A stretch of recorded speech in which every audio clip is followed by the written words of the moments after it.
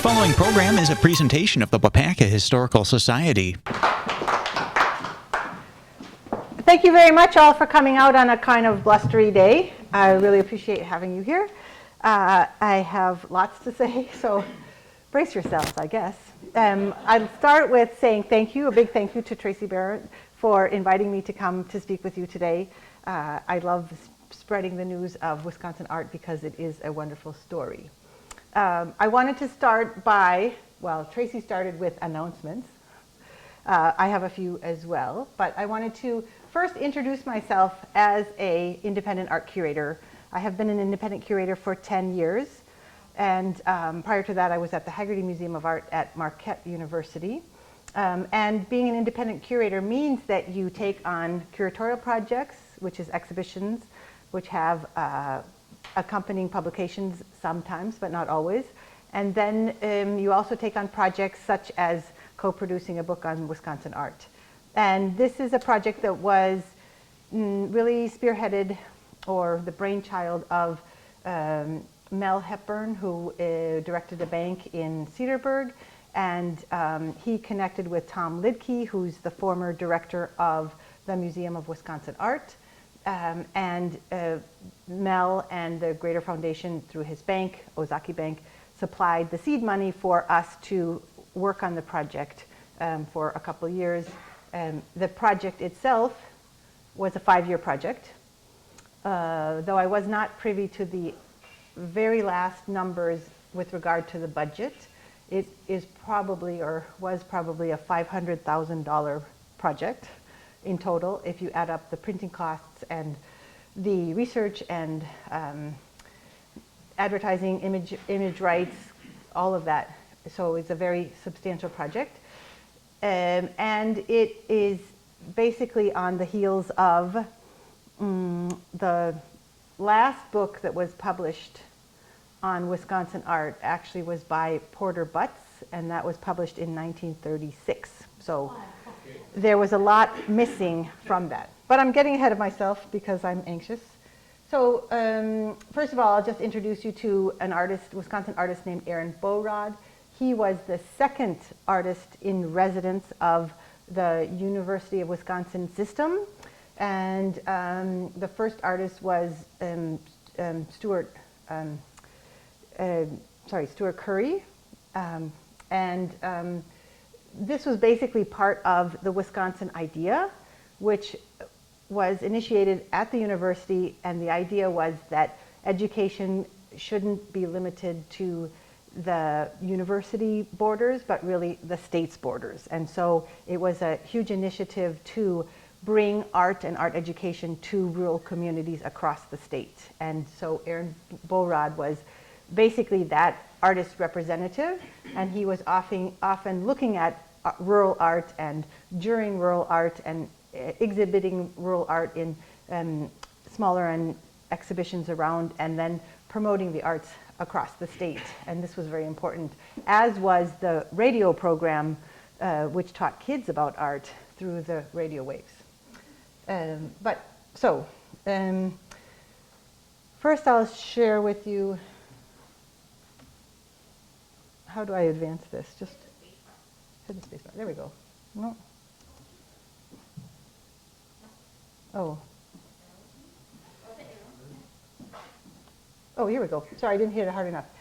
So in the last 10 years, here is just a quick look at some of the projects that I've been involved in.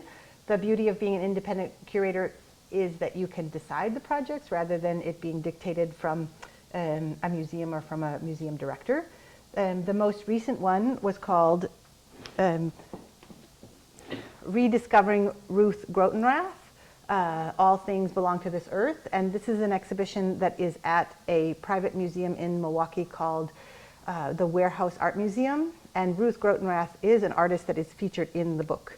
So one of the nice things and the advantages of, or results of, the Wisconsin A Creative Place book project is that it spawned further research into Wisconsin artists, and this is one result. The project before that I worked on is called In the Park with Olmsted, A Vision for Milwaukee. Many of you know probably that Frederick Law Olmsted was the landscape architect of Central Park, of Prospect Park in Brooklyn, of the parks in Buffalo, in the Emerald Necklace in Boston. Well, Frederick Law Olmsted also designed 3 parks for Milwaukee: Lake Park, Riverside Park, and Washington Park. And so it was really wonderful to join with the National Association of Olmsted Parks and create a project specifically for the anniversary year.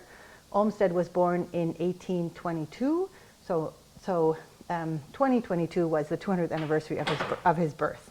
So if you're interested in parks, and in fact Kohler, Wisconsin was a planned city by the Olmsted firm. So Frederick Law Olmsted retired in 1895, and his son and adopted son, the son of his brother, took over the firm, and they produced a number of parks and planned cities after the senior passed away. So if you're interested in parks, this is also available. All right, so yes, 10 years, I've done probably 15 projects. A couple of them have been library installations, such as From One Day, art by Rosemary Wells, From Hand to Hand, and that's a children's book author who donated work to the Milwaukee Public Library, and I created a semi-permanent exhibition of her work for the library. So here's 2 examples of gallery guides from exhibitions that I've done. On the right, More on Less, the history of burlesque in America. That was a lot of fun. I started with Lydia Thompson, who was the burlesque performer who came from London with a troupe and performed in New York, much to the scandal of many people, but she really set a ball rolling in the burlesque world. And because it was a survey, we went up to present, so including Amber Ray, who's from Wisconsin, and of course, not to neglect the men, we had boylesque as part of that as well. And that is just, if you know vaudeville, you know that there was always the straight man and the banana, the comic routine. And so, but that continues to present. On the left is Afghan War Rugs. That's a major traveling exhibition for me. In the last 10 years, it's been to 10 venues across the United States, not in a very structured way, but sort of zigzagging across the country. Presently, it's in storage, but I hope to see it at a new venue soon.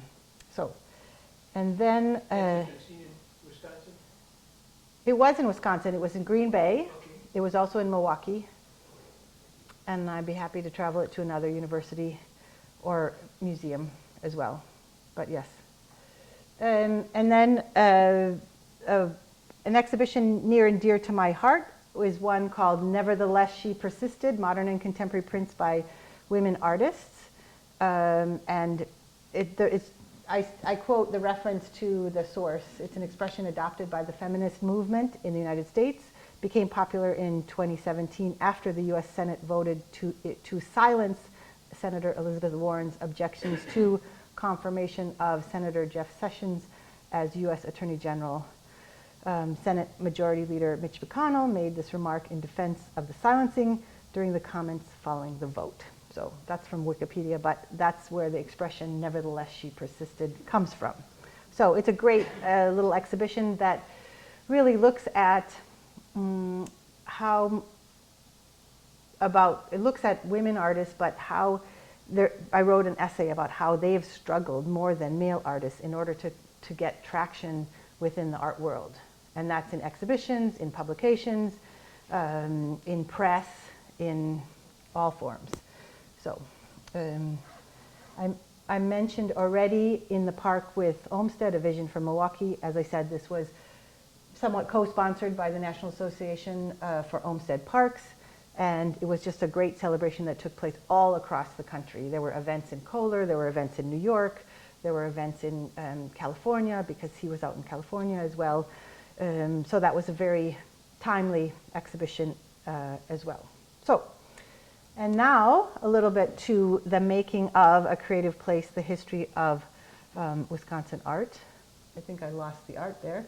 But as you can imagine, it's a very long and intense project. I was first interviewed by Tom Lidke, former director of the Museum of Wisconsin Art, which was the West Bend Art Museum, first the West Bend Art Gallery, then a museum, and then the Museum of Wisconsin Art.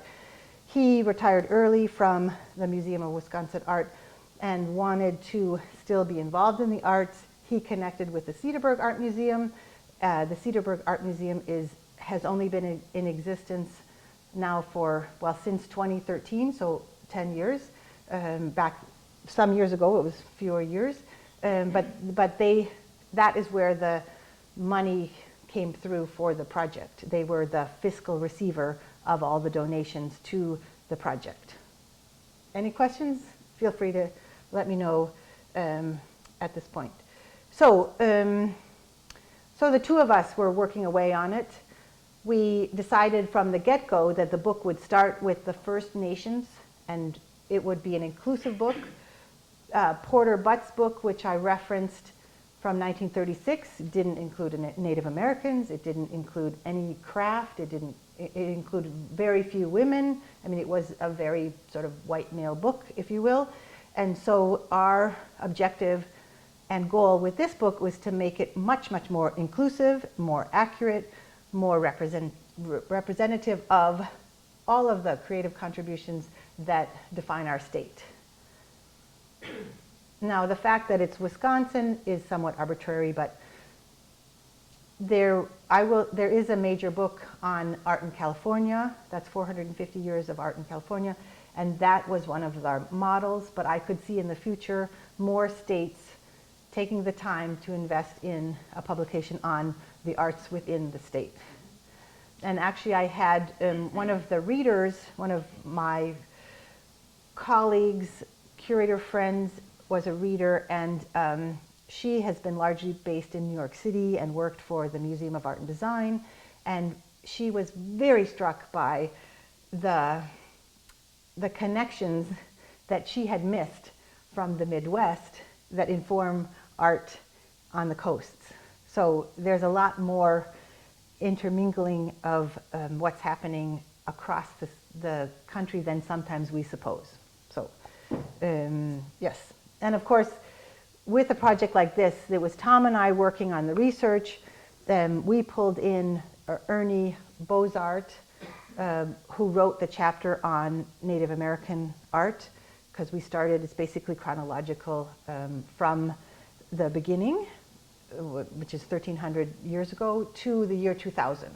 So we decided to cut the book off at the year 2000 because it seemed we didn't have enough real estate to go further, and there wasn't the point, and 2000 was a nice round number, and so that's what we did. Okay. Next. I show you the index page and then the image accompanying it. You'll see that there are 7 chapters. The first one is dedicated to the Native presence, the beginning of art in Wisconsin. 2, 3, and 4 extend chronologically. So the state is expanding and growing and developing. First, of course, you know that Wisconsin was Native American lands. Then it became a territory of the United States. And then it became a state in 1846. And so all of that is chronicled in those first chapters. There's also periods of immigration from Germany, from Ireland, from Europe, and those are also included in the Great Cultural Expansion. I took over with chapters 5, 6, and 7, and it's essentially the post-World War II period. So, but before I get more into the specifics of what I worked on, oops. Oh, no, that's right. Okay, so, of course, I've already showed you the cover of the book. There's a funny story about the opening. Somebody said, oh, it's 7 pounds. And then somebody said, no, it's 7.5 pounds. And then somebody said, oh, it's 8 pounds. And then somebody said, no, it's a 9-pound book. And it's like, no, it's not. But it's 465 pages. And it includes hundreds of color illustrations. And of course, it was a bit of a team. we hired, or I pulled in Melanie Herzog, who is the former dean of the art department at Edgewood College in Madison. And she became an advisor to me and also an editor of the editor of the book. So there were certain factions with certain ideas, and when it came to suggesting a cover image, I suggested this one. And it was literally the only image I suggested for the cover of the book. I felt that this was cheerful, colorful, exciting. It had the state seal, it had the state motto, it had the cheese, it had the Native American burial mounds, or one of them. It had the reference to the sesquicentennial, which is at the bottom, and it was part of a portfolio that was for the sesquicentennial by an artist named William Wiley. Well, William Wiley came from California, and I never denied that he came from California, but my definition of what constitutes a Wisconsin artist really was related to maybe who was born here, but maybe who studied here, maybe who came here, but primarily for me, it was who made a difference here, who was active in the art community, influencing others, creating great work, you know, really understanding the essence of Wisconsin. And so for me, since he was here and he was teaching, he was influencing students, but since he made this print, he really understood Wisconsin. The red refers to the granite in the state. You know, there's just so many small and large details within that I felt it was appropriate cover, but I didn't win that fight. So, and you don't win all fights. So what did we end up with? I showed you the cover earlier. This is a work by Tracy Agnew, who is very famous for a very, very large piece called The Textile Worker that some of you may know. She collected the labels from designer clothes from hundreds of sources and then sewed them all together to resemble a woman leaning over a sewing machine, creating a sort of textiles, right? But it's all about the underpaid foreign workers that are making our clothes and not getting compensated for it. So she's a very politically engaged artist, and that work is slightly later than our 2000 cutoff. So, you know, sometimes we got creative at the end, because that was challenging too, right? Cutting an artist off at the knees when you know what their future work is and who to include and who not to include and how. Those are all big questions. In any event, this work on the right is called DOT Straightens Out the Lines, right? So it's the Department of Transportation straightening out the lines.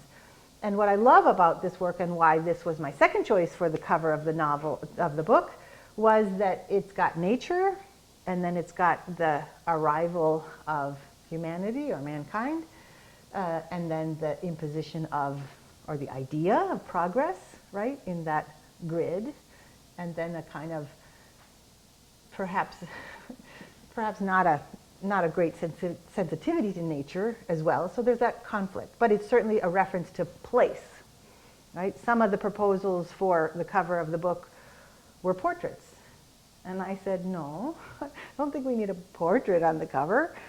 And one of the portraits was, one of the suggestions was even that of a sort of Victorian white woman. And I said, no, we can't do that in this day and age. You know, we need something. And I finally convinced the group that it at least should be a place. So on the cover, we have a detail of the Milwaukee Exposition Hall in a painting by Bernard Schneider that's actually in the Cedarburg Art Museum collection. So that's a nice connection that it's in that collection. So, yes. Any questions so far? No? All right. So I will go on. Yeah, I do. So, yes. Since you had this disagreement, How did you end up with that as the cover? Well, I was overruled on the cover, but I got the back cover. So, you know. So this is a detail of the Teresa Agnew textile piece. Was there a vote of the authors? Was there a vote of the committee that funded the project? So Who gets to pick?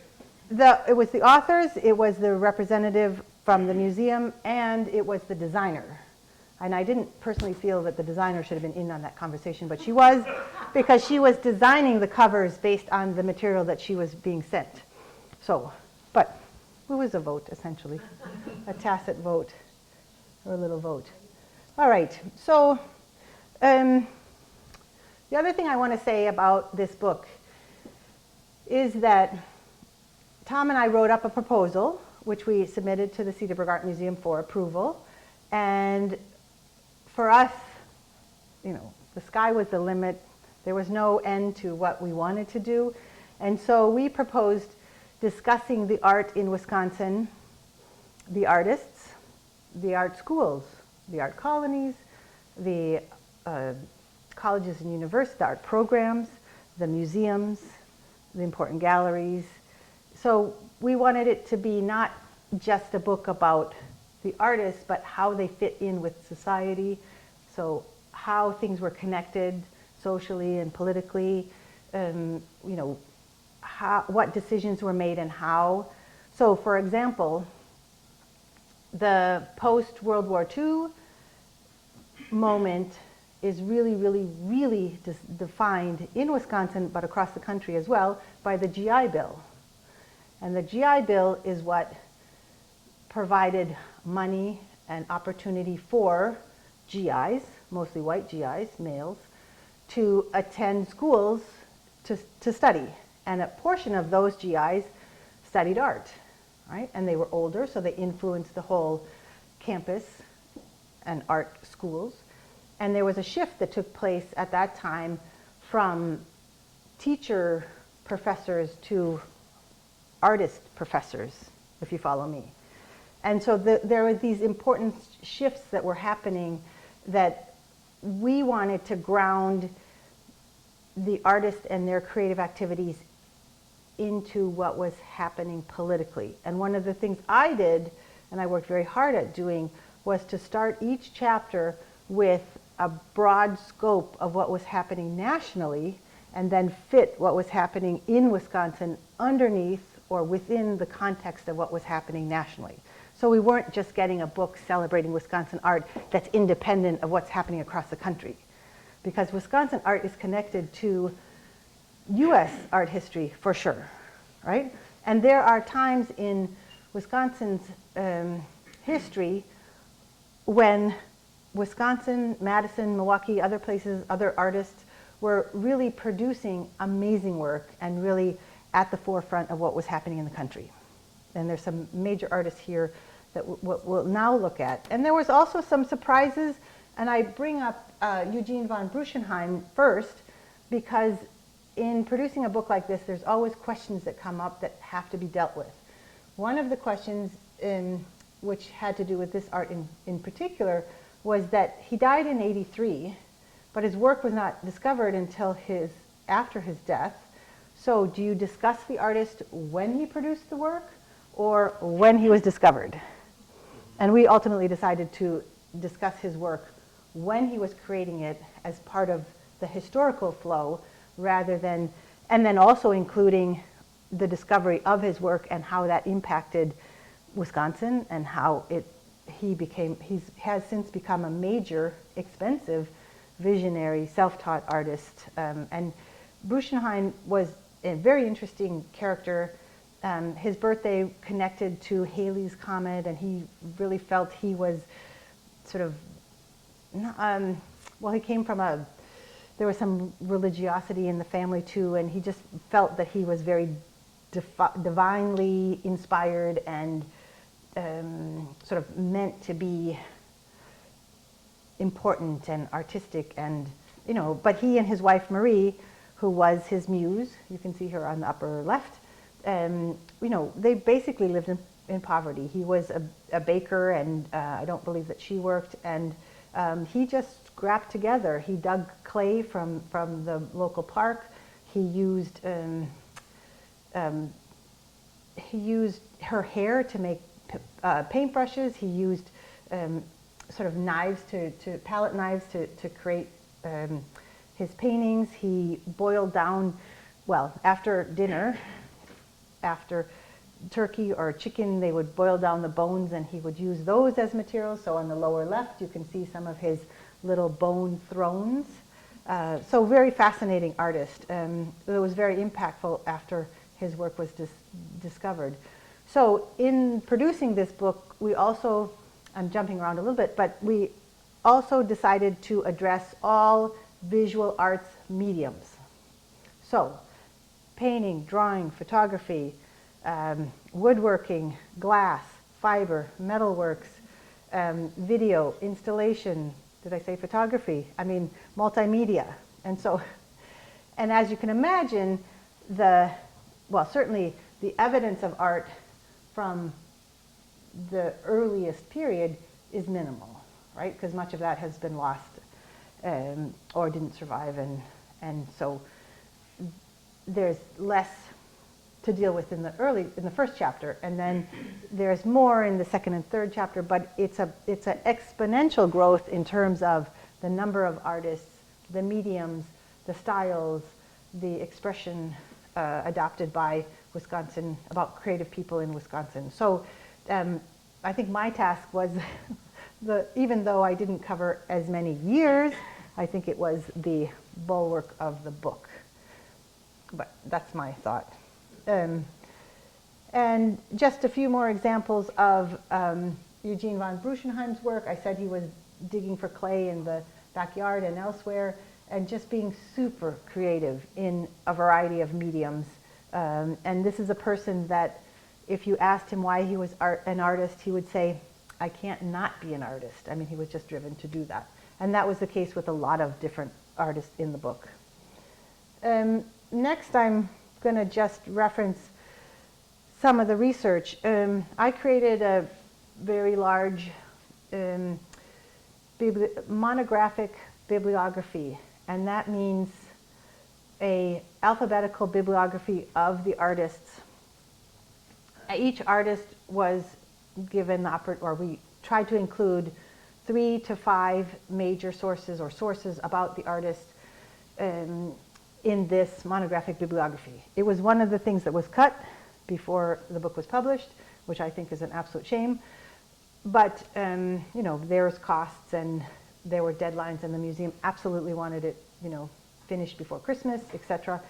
In any event, I show you the bibliography of Ruth Ewart Muehlmeyer, who did this piece on the right, which I think is a fantastically modern piece. But much of the information about her came from newspaper articles, and we had decided that we weren't going to include newspaper articles in the bibliography, because then it would just really become massive. And how we controlled that was that each artist would have 3 to 5 references for further research. And it was here that I could see very clearly that there was more formal publications, more exhibition catalogs, more books about the male artists than there were about the women artists. And mostly the women artists were covered in the newspaper in articles like these: artist, housewife, mother, holds 3 full-time jobs. So fascinating stuff. But through the research, I also discovered people like Ruth Ewart Muehlmeyer, who was, I think, a fantastic modernist already in the late 40s. This to me is an incredibly modern abstract work with some representation, but incredibly balanced and great understanding of line and then of depth that's well articulated in the work. So another major artist, and an artist that we can be extremely proud of, is Harvey Littleton. Now, Harvey Littleton is shown on the left. He was recruited to UW-Madison, and he was recruited first and foremost as a ceramic professor. And so he taught and worked in ceramics. His father actually worked for Corning Glass, and when he was a younger man and on summer break from college, he would work at Corning, just for a little bit of extra money and whatnot. So he had knowledge of glass and interest in glass, and during a conference he was asked if he could present something on glass because they were missing someone in the program, or he had an opportunity, and so he embraced it. And then from there, he wanted to experiment further. I mean, glass was a artistic medium and has been for hundreds of years, right? We have Steuben glass, we have Tiffany Studios, we have stained glass, we have all sorts of glass, and glass dates back to the Egyptians, right? They made small vessels and colored vessels, incredibly beautiful vessels. So glass has been around forever. What was the difference? Glass was always produced in major studios or in ateliers, which is a larger workshop context. Harvey Littleton and some others were responsible in essentially inventing what's called the day furnace. And the day furnace was a furnace that allowed an artist to work individually or independently of a large studio. So this revolutionized glass as an artistic medium. And it really starts out with him convening a workshop in Toledo, and it was on the grounds of the Toledo Art Museum where they had this first workshop. And you know, there was only half a dozen guys there, and they were in the garage of the museum, and you know, trying to see what they could invent with glass blowing and glass firing, not firing, but smelting of glass. And that workshop led to a second workshop, and during that second workshop they pulled in some other glass scholars and experts that really helped them to sort of finalize this day furnace. And from there, Littleton is in Madison, and he starts the very first hot glass class, university class. And it was so successful, and the students loved it, and they were like working away and making all sorts of things. But Littleton basically taught a generation of glass artists. And then those, which included Audrey Handler, who's one of the early and longest running, the woman with the longest running glass studio in the country. You know, those students, those graduates went on to start glass blowing programs in other universities, and this created another generation of glass artists. And so it really swept across the country, to the point where at first Littleton students could get jobs everywhere, but then later it was harder because it became more competitive, right? But the whole glass movement has its center in Madison because of Littleton and because of this first early glass class. I mentioned Audrey Handler already. She's recognized for her strong narrative work in this piece, which is called the wedding. Do I write it there? The wedding breakfast. You can see that she's mixing mediums. So she's got the glass, but then also the metal pieces, and then the wood block is the mount is also part of the piece. So this is a strong narrative in her work. She studied with Littleton, then she was in London. She taught at Penland School of Craft. And then at that time, Marvin Lepofsky says, no man will take a glass class from a woman. So, but of course, he was wrong. And they did, because she was very talented and she had been one of Harvey Littleton's major students. So, May I ask a question? yes, I'm not an artist. I come from a science tradition. yes, I worked in the 1970s in a laboratory dated back to the late 1880s. And they had a glass blower, and they had some glass going back to the early 1920s and things. And it was, I mean, you had to, for scientific purposes, you had an idea, work with the guy, and had him to do it. Were any of the glass blowers and the artists crossovers with the university scientific glass blowers making that stuff at all, or Well, separate fields entirely? no, there was some crossover, and in those workshops that took place in Toledo, they pulled in people from Corning to help, and scientists to work out the temperature that the furnace had to be and how it had to be constructed and things like that. So yes, there was crossover and collaboration. You'll have to read the book for more details. So yes, so I mentioned that there are specific moments in Wisconsin history where Wisconsin is really at the top of what's happening and really driving the train, nice metaphor for Mike, driving the train in the art world. So what I learned during this project, and you can tell I'm a feminist, but there are some fantastic publications that really are noted in the book and are about greater inclusivity in understanding our Wisconsin art history. So, not specific to Wisconsin, but Linda Nochlin asks us, why have there been no great women artists? And of course, that has to do with the bias that exists in the art world and in the world in general. But some of that is changing, definitely. And I made a big point of including a lot of the very talented women artists in the state of Wisconsin in the book. So obviously in the post-World War II chapters and section of the book, there's many more women artists than there are in the earlier chapters. So that's a very strong progression that takes place as well. Jody Klaus was a curator at the Milwaukee Art Museum, and then now is at the, was at the Chazen, or has also with the Wisconsin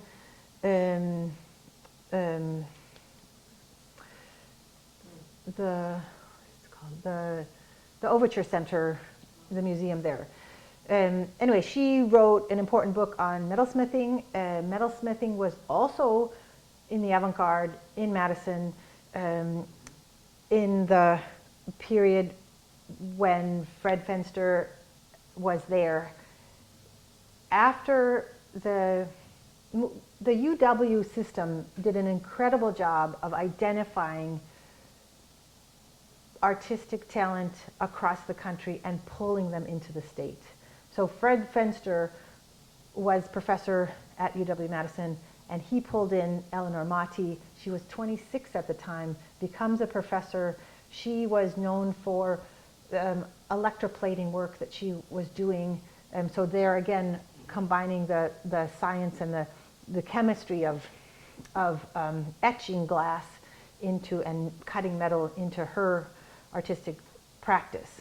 So that was a very instrumental book for me. And then Martha Dexler-Lynn, American Studio Ceramics, Innovation and Identity.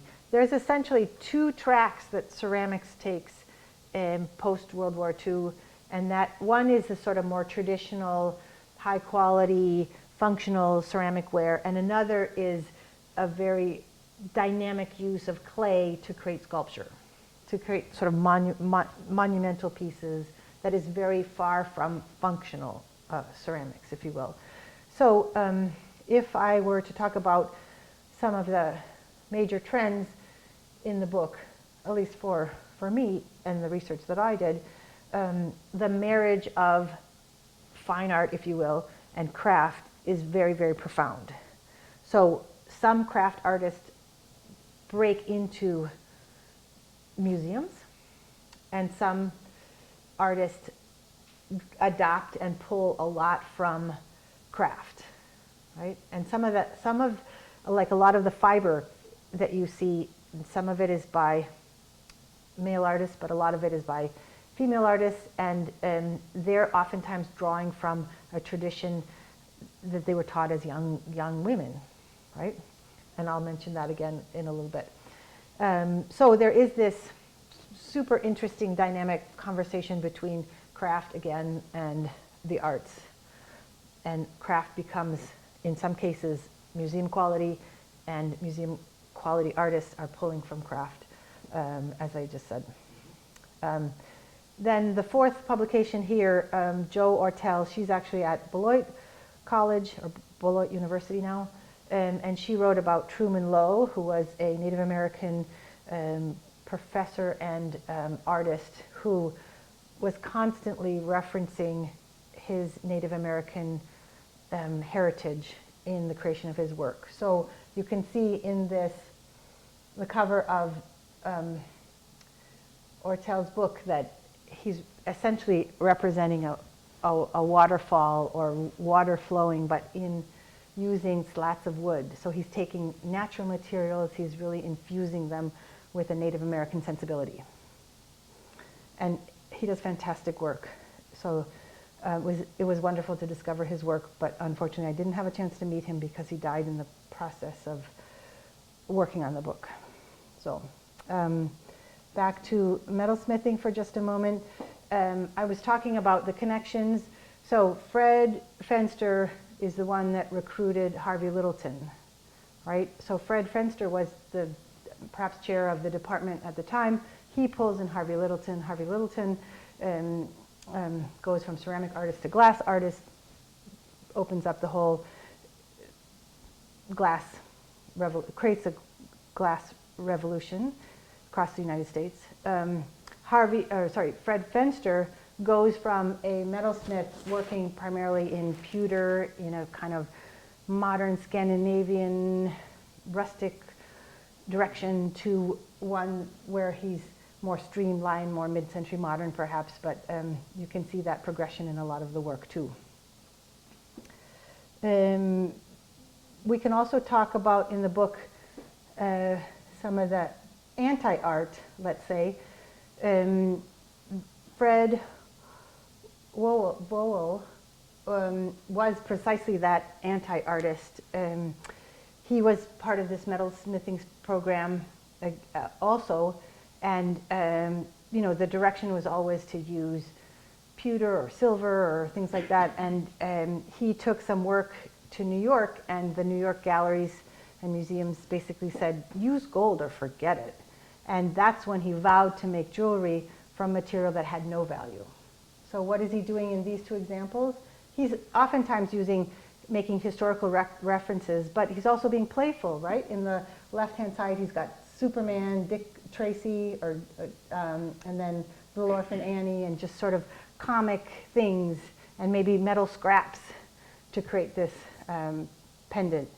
And then sometimes he's being political too. Here you can see bullet casings, and then a pin or a button, and you know, and he was political as well as being anti-elite or anti-fancy materials or anti-expense, and so he made a huge impact on the metalsmithing direction in this country as well, not just in Wisconsin, but in New York, once he succeeded in having a major show, because he proved to be instrumental in forging a new direction in metalwork. Another artist that you should absolutely know is Mary Knoll. Mary Knoll is, again, an artist who would easily have said she makes art because she couldn't not make art. And after an education at the Art Institute of Chicago, her parents bought this beachfront house in Fox Point, and after they died, she just took over in creating what we call a artist-built environment. This faces the beach. We're on Beach Drive here, and she decorated every surface inside and out of the house, painting mobiles, glass, these ceramic figures in the garden.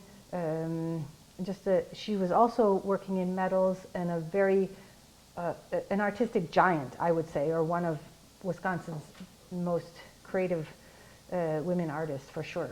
So Mary Knoll's house was threatened. The neighbors wanted it moved, and the Kohler Foundation, which has been instrumental in saving a number of these artist environments, stepped in, and we rallied, and the house is now protected in its existing location. So, but an influential artist as well. And then Mary Knoll never married. She had a ceramic studio for about 10 years, and then when she died, she left millions of dollars to basically to emerging artists and established artists, scholarships and fellowships in Milwaukee. So that has created a legacy and advanced art in Wisconsin as well. I picked out some of the artists that I find fascinating for their different approaches to different mediums and for the influence that they've had on the arts. Lucia Stern is another one. Her mother was a lace maker, and so she learned how to sew and to make lace as a child. And then she develops this abstract expressionist approach to art in which she uses mesh to cover abstract forms and shapes to create a kind of greater sense of dimension. And she attracted the attention of Hilla Rebay, and Hilla Rebay was the messianic director of the Museum of Tomorrow, which is the forerunner of the Guggenheim and the Guggenheim collection. So Lucia Stern was really in a very avant-garde group assembled by Hilla Rebay that had exhibitions in Paris. This piece in particular was also exhibited in Paris, and she just was a phenomenally creative person. In these two images, you can see that she would create these hanging pieces. She envisioned art on the facades of buildings. She created floats and totems and just was super creative in a very early time. She was a wealthy woman who traveled. She was influential, supported the arts, was very philanthropic as well. And I think these are some of the people that were underappreciated and understudied in Wisconsin history. So I took the opportunity to give them more time and more space in our history. Another one. Another artist that you should know about is Marjorie Kralik. She's in her 80s now, but she created this suite of 10 major mosaics. This mosaic on the right is probably half the size of this wall, and it's part of a collection of mosaics in Wisconsin State Office Building that is an extraordinary example of a talented sculptor who goes to Italy, studies with the foremost mosaic studios there, goes to Carrara, collects small pieces of glass and marble and stone to create a whole series of mosaics for this state building. But the backstory of it is that she was introduced through associates to the architect of the state building, who was a man named Karol Janik, I believe. And so she was in on the meeting with the architects when they were discussing how to embellish the building with art. And these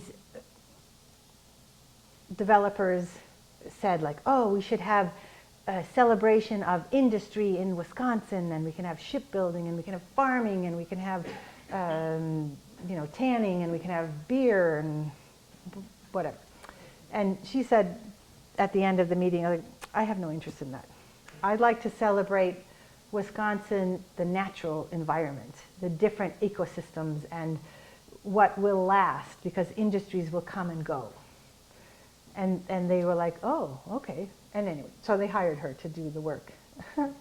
And it's just a fantastic collection. And I love the slide on the left too, because it shows that as an artist, as a mosaic artist, she's not creating flat mosaics, but she's really creating three-dimensional mosaics. And she included in some of her designs, or some of her compositions, stones that she's collected from the beach, and river stones and this and that, creating a real three-dimensional character to the surface of some of her mosaics. All right, I better move on. Another artist of mine, and this is where the whole idea of the fine art and the craft marriage takes place. A lot of the work that is produced by women is sometimes seen as women's work. It's quilts, it's crochets, it's fabrics, it's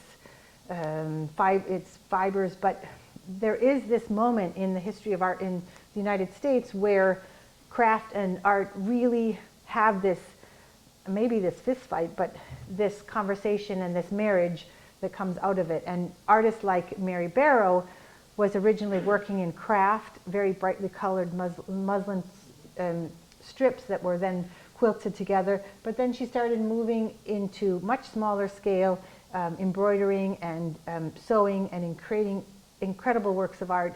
And I loved what she said. My intention is to shatter perceptions by making the best art possible using whatever medium is suggested by the idea. And so this is that sea change from, you know, a woman makes this, a man makes that. You know, it's just it's a higher plane of artistic vision, I believe. So here are two examples, and she's very, very large in the fiber world. And in fact, one of the questions about the book might be, how did you pick the images you chose to illustrate the works of art that are in the book?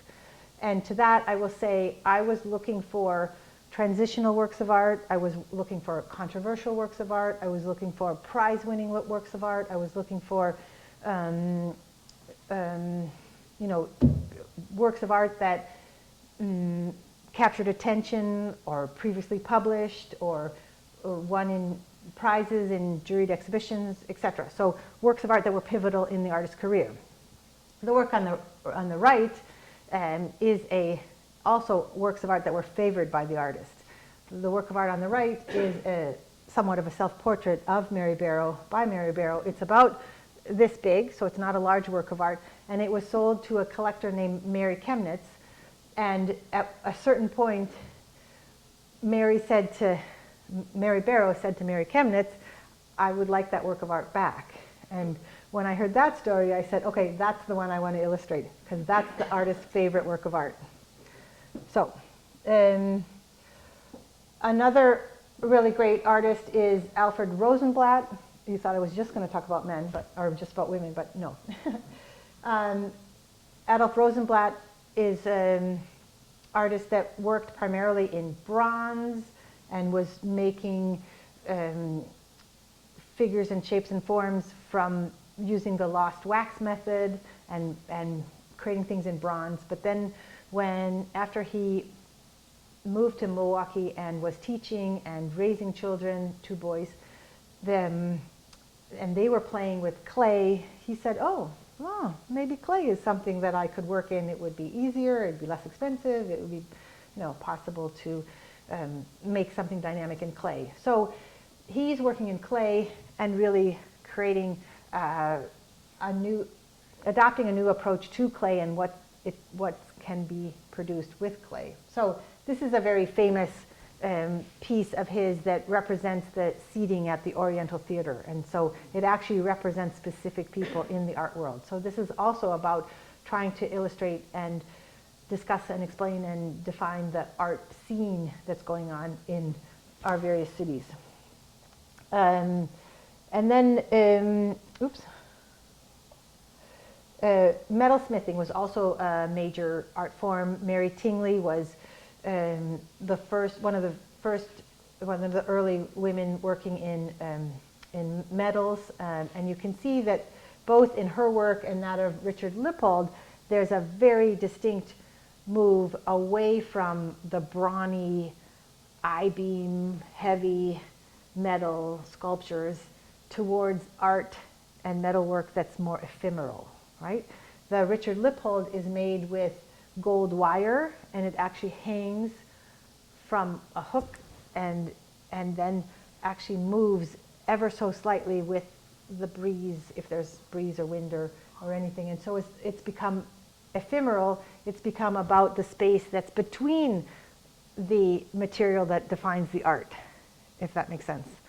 Right? So it's how the space is animated, not only by form, but by void as well. And you can see that in Mary's work as well. So, some really dynamic things. Now, Richard Lippold, this is a very small work. It's at the Marquette University Haggerty Museum of Art.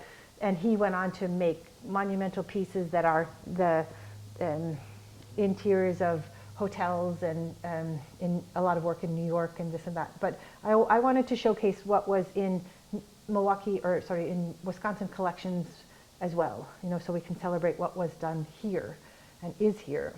So out in Palmyra is Tom Rausch and Karen Wicken, who are a collaborating art couple. He works in woodwork and she's working in embroidery. And this is a very delicate work that they create. You can see that it's carved from the trunk of a tree. And he's done all that carving, and then she's created this tiny little nest. And oftentimes her work within his work can be removed and worn as a brooch or a pin, and is a separate genre in and of itself. So they were an exciting couple to include as well. And then a favorite of mine is Sandra Byers. She lives outside of Madison, and she creates these ever so small vessels. They're not more than 4 inches, 2.5, 3 inches, 3.5 inches, and they're sort of motivated by the form of a bulb or a bud so she's taking cues from nature and then creating dynamic forms with her own special glazes. Now, nature became a theme in the book. Obviously, the book, as I said, is chronological. It's also by medium, but there's ideas of theme as well. So this is in a discussion of nature-inspired work. I mentioned, I mentioned Eleanor Motti. She was hired by Fred Fenster to be a major component of the metalsmithing department at UW-Madison. And this is early on when not every university had metalsmithing or where it wasn't always offered. And here I show you the progression of her work from that highly chemically etched design on the left-hand side to a very angular modern ring or pin on the right-hand side. So an artist you may not know, but I hope to do an exhibition of, is David Frieda. He is a Whitewater graduate, and he was involved in the metalsmithing department there. And one of his teachers was Linda Threadgill, who was also a major metalsmith, who's now out in Santa Fe. But he started with this sort of abstract, lower cost materials while he was a student. And then on the right side, later in life, he was commissioned by Tiffany Jewelry Company to actually create these orchid diamond brooches. Now, the relationship between he and Tiffany didn't go entirely well, and he broke the contract, or they discontinued working together, but he's continued to make these diamond enamel brooches, and he's totally inspired from nature. He was a naturalist, as a precocious naturalist as a child, drawing birds and really just mastering a sense of nature and production and reproduction.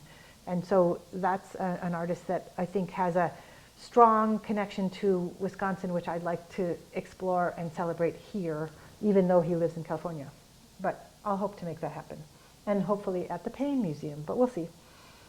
Next I show you a couple more of the, another artistic couple working separately, but sometimes together as well. Dona Look. She is the, I hate to say basket because it's not really a basket. It's a form. It's a sculptural form, but she's using naturally harvested birch bark and then sewing to create these fantastic natural vessels. They have a very native feel for them, and they're very coveted. Dennis has 1 or 2, perhaps. In any event, she's connected with Ken Lober, who is a metalsmith and a jeweler who just makes this fantastic, simple, elegant, rich material brooches and pins and necklaces. And their studio is in Door County, so we have talent all across the state. I mentioned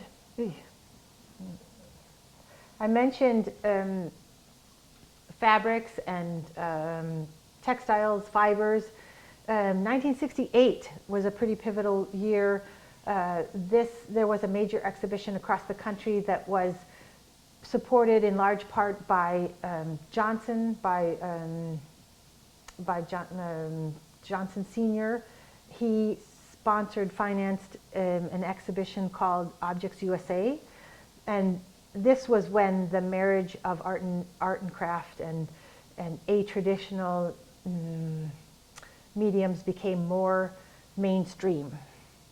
Because in this exhibition it was works in wood, works in ceramics, works in fibers, works in glass. A lot of the glass was work by Harvey Littleton or his students, so there was a strong Wisconsin component. But two major artists that come from Wisconsin were Walter Nottingham and Jean Stamsta. Nottingham makes this incredible piece that's called Celibacy, right? There's all sorts of references you can say about that, and it was at the Museum of Modern Art exhibition. It fronted the Museum of Modern Arts exhibition. And then Jean Stamsta is a favorite artist of mine. I think she's incredibly creative, but she took the idea of a flat weaving, of a flat quilt, and totally made it three-dimensional, right? So this is called her tubular weaving. So suddenly it's not just a two-dimensional surface, but rather something much more dynamic. A piece that's illustrated in the book, and a favorite of mine is this three-legged creature of some kind. But just fantastic fun, very, very different from weaving or fiber arts, textiles in any traditional or historical sense. So really cutting a new direction in that medium, or with that medium. And then there's some fun artists like Joanna Pullman, who's a bookmaker, a printmaker, working in all different mediums. She created this small work called Table of Contents with appendix, right? So, it's got a table, right? That's the contents, and then the appendix. Right? She's just opening it all up to, and she loves that. She's talking about the anatomy of a book. She loves to play with language. There's verbal and linguistic puns. It's creativity. It's handmade. It's referential. And bookmaking, I could talk about bookmaking for another hour. Are you ready?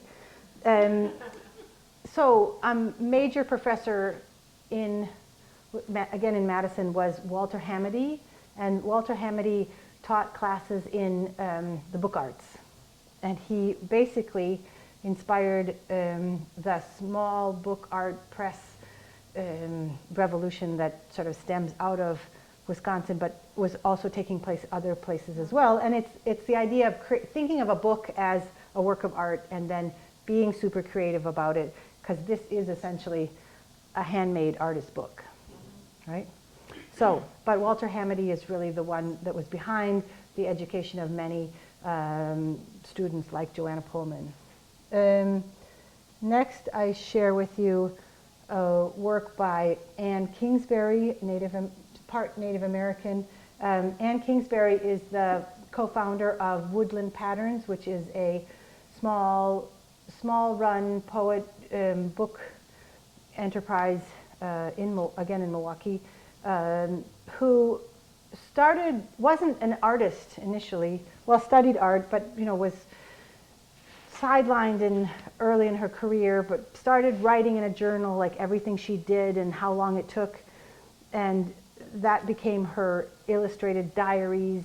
And then she started beading, and she makes dolls which have these crazy characteristics and personalities, but this is her magnum opus. It's a beaded work with all these descriptions of her daily routine, and this has taken her decades. But she has completed it, and it's now, I believe, in the South Dakota Museum of Art. But this is also how we connected the Native American tradition, which starts with the first chapter, but extends logically and elegantly through the entire book, because we didn't want the Native Americans to be in the front and then, done, we finished with that. But we wanted it to be a continual, progressive story that includes their work all throughout the history of Wisconsin art, because of course it does. Here is a detail of Anne's work. She's using very small beads, and it takes hours to do, but she's referencing all of the creative work that women did on liturgical work for the church, and women that were never recognized for their work. And I'm almost done. Another artist that I discovered in the progression of the book was Pauline Parker. She studied at the Art Institute in Chicago, and she created this. She had an exhibition at the Milwaukee Art Museum while we were doing research, and I think her most powerful quilt is this one of the Anita Hill hearing. And so she's got the all white male judgment panel at the top, and then she's got a plethora of women in all sorts of guises and hairstyles and looks on the right and left, and then the shoes down below, which I understood to be an indication of all the various roles that women play in society. So it's a very nice, strong work celebrating her efforts. And so I think I've told you quite a bit about the making of a creative place. As I said, it was a huge venture. It had its trials and tribulations along the way, some conflicts, but I'm very proud of the book, and I hope that a lot of people know that it's sort of a starting point, and it's not really the history of Wisconsin art, but a history of Wisconsin art, and one that probably won't be succeeded anytime soon, but can be expanded on in the various books like the exhibition on Ruth Grotenrath and others. So I will end there and just say thank you very much. I have business cards at the back, and there are books if anybody's interested in a book on the history of art of Wisconsin. And thank you very much for your time and attention.